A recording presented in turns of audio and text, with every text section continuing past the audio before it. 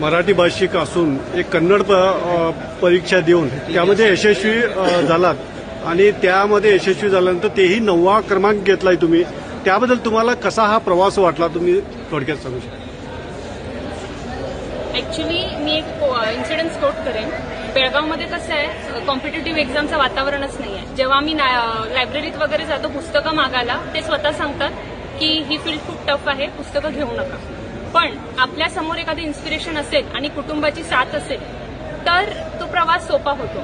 कारण 5-6 वर्ष ह्या कॉम्पिटेटिव्ह फील्डमध्ये येऊन PSI पद मिळणं ही माझ्यासाठी इतकी मोठी गोष्ट नाही आहे. पण जेव्हा आजूबाजूच्या लोकांचा आनंद वगैरे आपण बघतो तर ह्या पदाचा म्हणजे काय म्हणतात महत्व किती आहे याची जाणीव.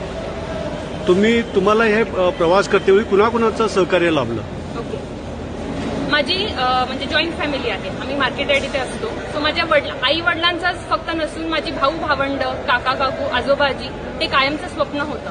आणि लग्नानंतर सुद्धा मला मुंबईमध्ये दिलेलं आहे ते कुटुंब पण कायम सपोर्टिव्ह आहे.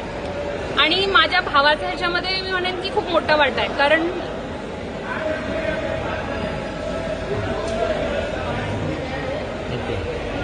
कधी कधी काय होतं की फायनान्शियल सपोर्ट आपण असं वाटतं की फॅमिलीवरती बर्डन होऊ नये, पण माझा भाऊ कायम पाठीशी उभा आहे. सो त्याचं पण खूप महत्वाचं योगदान.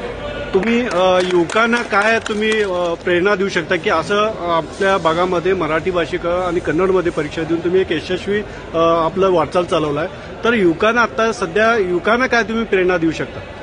म्हणजे बघा, बेळगावमध्ये कसं वातावरण आहे, आपण मराठी शाळेत वाढलो की कन्नड शिकायचं नाही किंवा फक्त लिहिण्या वाचण्यापुरता शिका, इथेच आपलं चुकतं.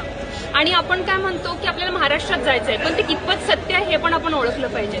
मग ते भाषेचा द्वेष न करता जर प्रेमाने भाषा शिकली ना तर कन्नड 10 वर्षात न शिकण्या इतकी टफ भाषा नाही आहे. सो ते आपण अंगीकारलं पाहिजे. मराठी बाणा असू देत पण कन्नड शिकलं पाहिजे जर आपल्याला सरकारी नोकरी पाहिजे तर, कारण आपण कर्नाटकात राहतो.